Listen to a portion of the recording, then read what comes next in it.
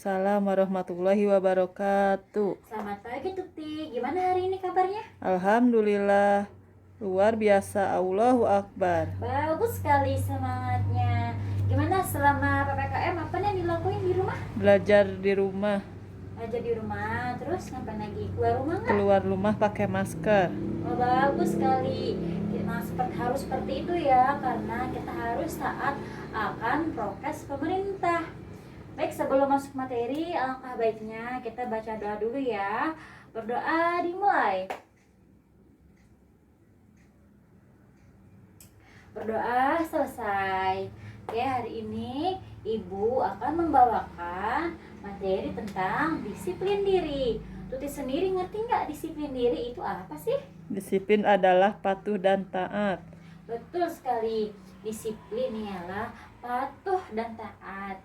Jadi disiplin diri ialah patuh dan taat atas kesadaran diri sendiri.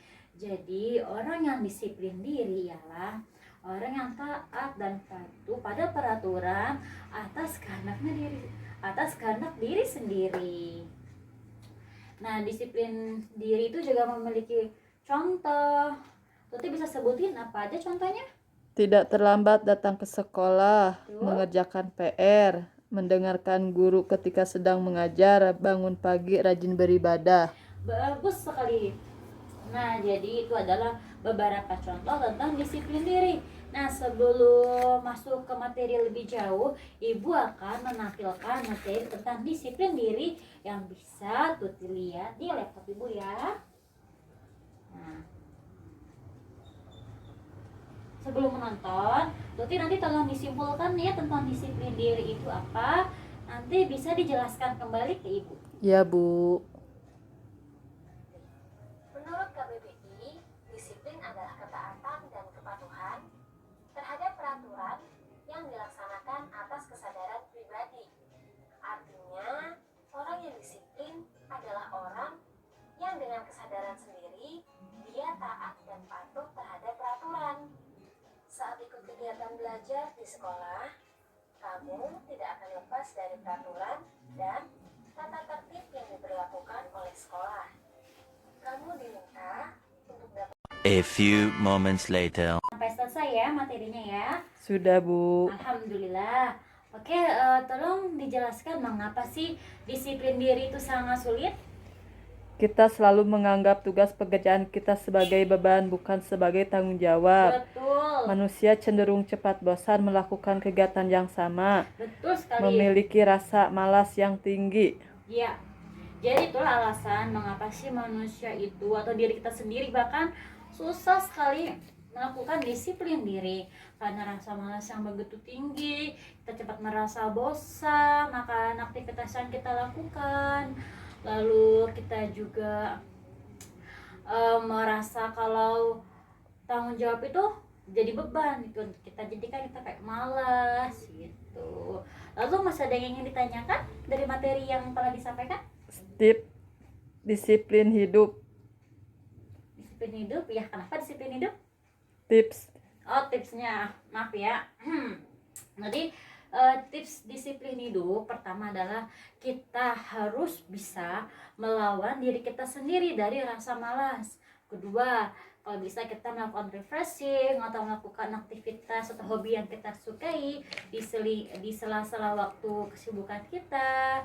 Kemudian juga kita harus lebih bersemangat pada diri kita sendiri.